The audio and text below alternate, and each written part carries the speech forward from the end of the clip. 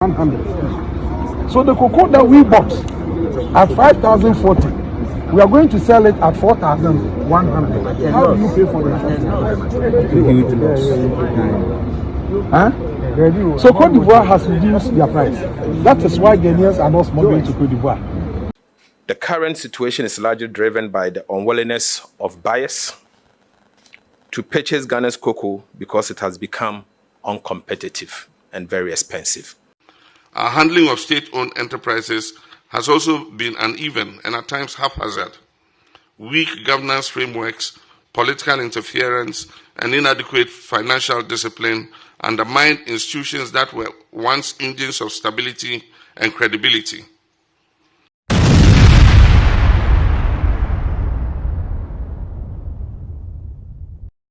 President John Dramani Mahama was saying now, baby, we are very disappointed.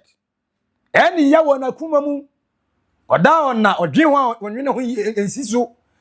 Adentia koko for ye.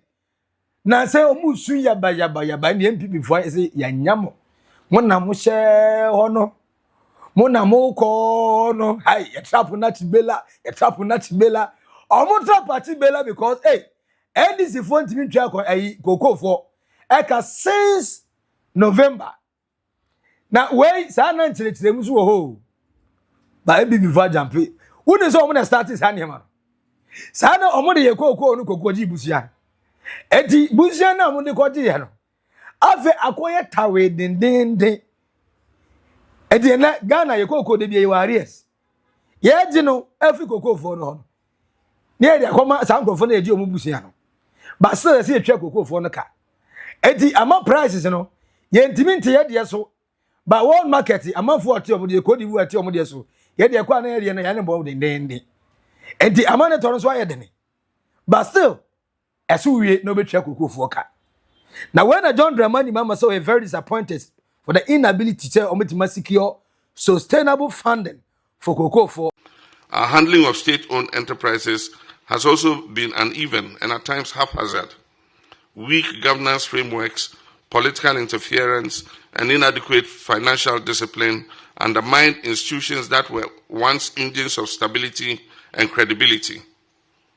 We failed to raise sustainable funding for cocoa and the Cocoa Board's capacity to syndicate effectively, something it had done successfully since the early 1990s.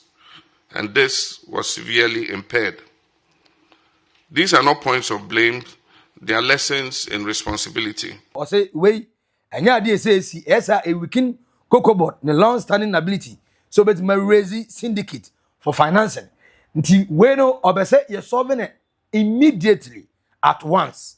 And you are instructing the finance minister Dr. Ato Forsen say papa no enedwe yai onka sanchere Ghana for no ntere kwan a ye befa so ebetwa cocoa for eka said the be ya kwiani ye motivate say ye pe agri business agriculture ye pe say improve ye be say amanfo nya interest in agriculture.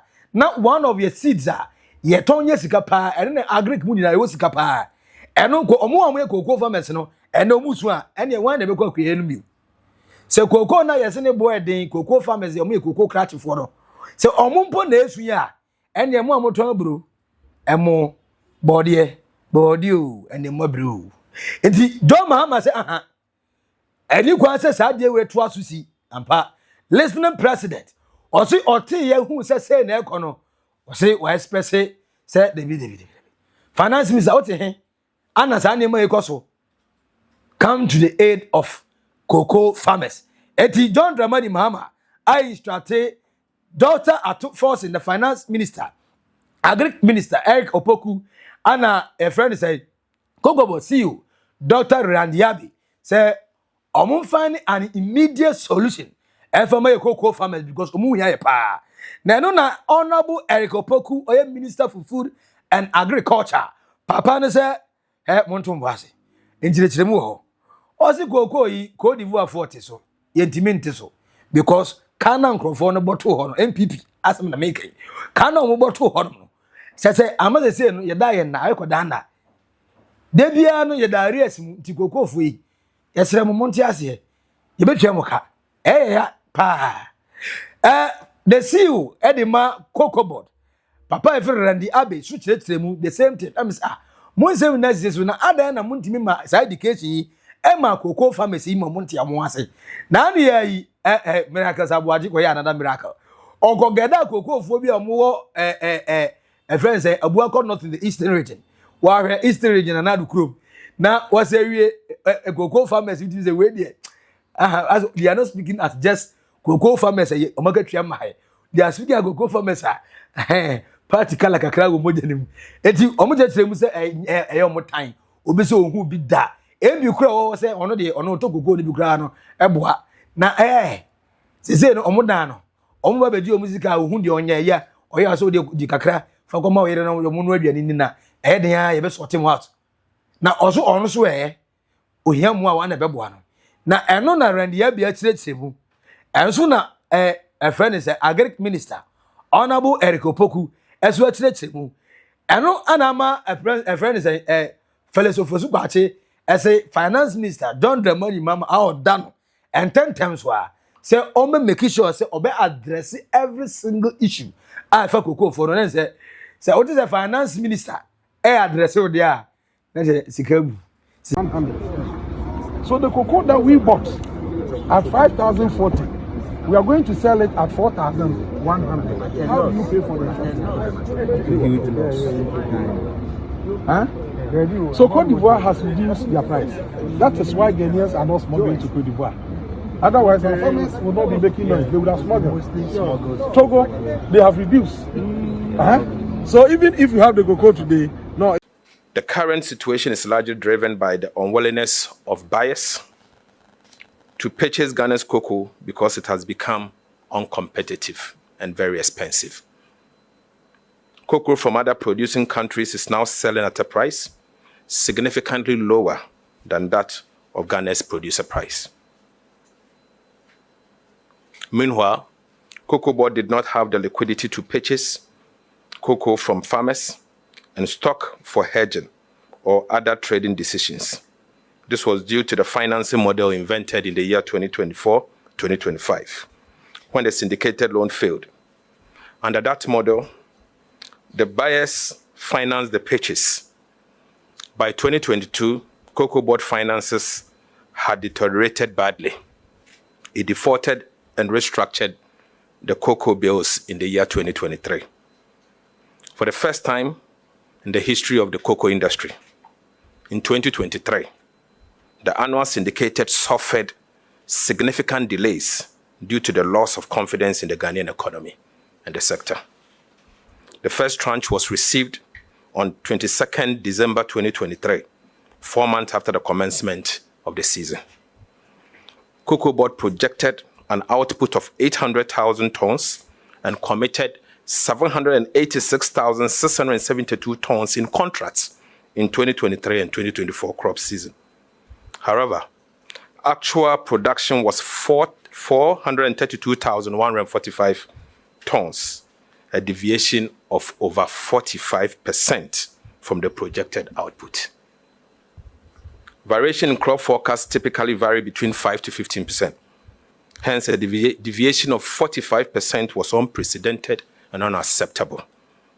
This resulted in a huge rollover contract of about 333,767 tons at an average price of $2,661 per ton.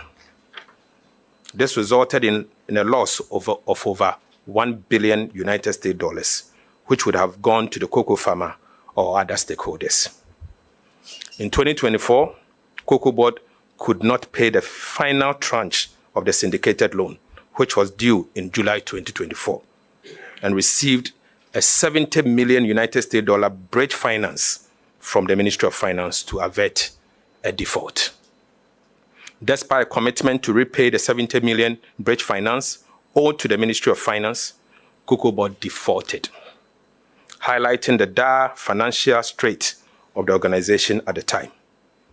This debt has since been inherited by the current administration and the current management of the Ghana Cocoa Board.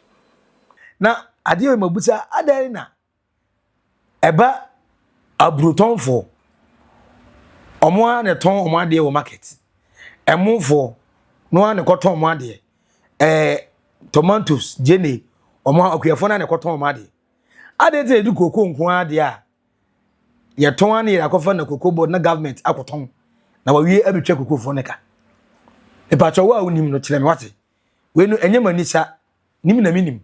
I really want to know.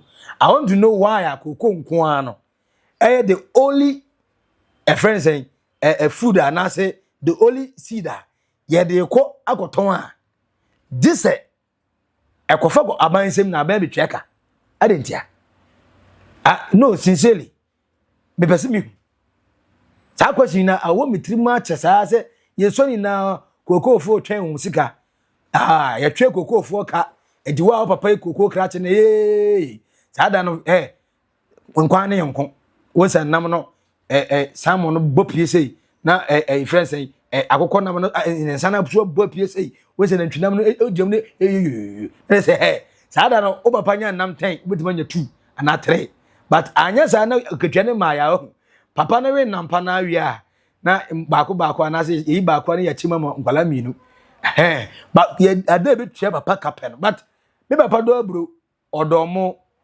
odonkruma odo atiko enema bebere papa do ina no minim government and megida ya na ekoton ya de market ya anase bias be fi no fa edeko now it took when I Kuafosha says mu complaining about omo rice ansana John Dramani Mahama Asuma Agric minister Emma finance minister Maniska Emma Okotoye edigogu the National Buffer Stock Company Limited ho tomatoes the same thing rice the same thing so mu yedede call for the government say aduane ni o ya wie ho ba ka fuma ya hwehwe atofo a ye hu be se kwan na nyanti no mumbo se sika na nyom botonto no mumbo so omako kra bia fi amanfo man so a ye tipa ana mompa ye de no ye ntimi hu and omusu an the listening president John Dramani Mahama ni choice na wa odisika ba mongoton fa gugu ho monfa bi ngoma school feeding for monfa bi nto se daache se mani mu ya ye de ye bi de pie ama manfo nya bi to ato adi nanso yemfa ngoma ban na ban ko to bi tweye ka enti sincerely honestly the person who the entire cocoa farmers they have to pass through the government and sell their cocoa and then get paid by the government. I really want to know the person who the entire it is na eyesa adentia na some mistake ina da hono koka MPP ni o se uta kudu ando in America John Dramani Mahama ba yi de so far akasa tie ne bebre ba we de ne me koyi na mo ba bia enkoyi randia be no aso adwuma na boro no so na ho ndi ntimi eso ten randia bi enti omoma randia be no step aside na chief executive officer adwuma na position nya ade obetima ye on timi nya position no randia be no fire kase die hit what yem fire no yem powder randia be na papa no as a mouth talk ni na your lip syncing otimi kasa ube win results bi am high am say ye pe wanya oni yenya ho enne wasem ye be kana no pe wie ni anumre enti randia bi asha se agine dwe e wo MPP fo nsa no Dennis Miracle Abuaje MPP fo na am koko nsam yi o ma kabia me say enti mumu ka we am na mumu start problem yi mo na ma create problem na to a ave na the current government is solving no enti mo na wonya no kase MPP na randia we also ocho na 1 year ton munya solve problem yi wotwa 1 year o chama say yatra honeymoon wotwa 1 year wie kokofo unya mfa mi say we say obetimi asort this problem no na say MPP timi ye de ya nke yanto abanti omo we voted against the MPP because we felt they were not doing the right things enti waba na 1 year that's which the problem jato ha na any wadwuma za CEO no enene sen ene kone ko fa MPP ni na asambra metana so the problem na first maka kire ya find means and way solve the problem that's the reason why you are there the entire wo no nuntia find a reason to solve the problem. Per solution my problem no. Na man yeah. Chamai. Yes, I'm coming in there. Why? Yes, I will say come on. You are destroying the conversation. John Dramani Mahama, I say cocoa farmers will be paid. And you, Wama finance minister, Waman immediate at once say, Uncle, not means and ways to be over funny. And just solve it. Cocoa farmers are in Chomoka from November to February, no, at Twitter. Friends, Agric minister, Honorable Eric Opoku, and in the CU, Edema Cocoa Board, actually, the entire cocoa for yen Chomoka, almost Sana MPP. Omuni ekoko na kwa kodubusua enti na Ghana ekoko intimate so because I say a turn abode na ye ba ye betua koko farmers ne kan enye bi di ato eno na ma san sibi ni aba but they are ready to solve the problem. For comment section na say oba pada koko ni bi ana oni koko ni bi say na sutie how the feeling ba me pese mi hu adenti ana koko farmers omoto om koko no through the government na omu wi a government ne betua omoka na other foods no eno de entisa adentia nim na minim ebese mi ufatu comment section na say for mame we are subscribe like na share mo nua so enye bi hwe edi no e ba ko pe mas billion I will naked truth Oldboga trends macro bye bye.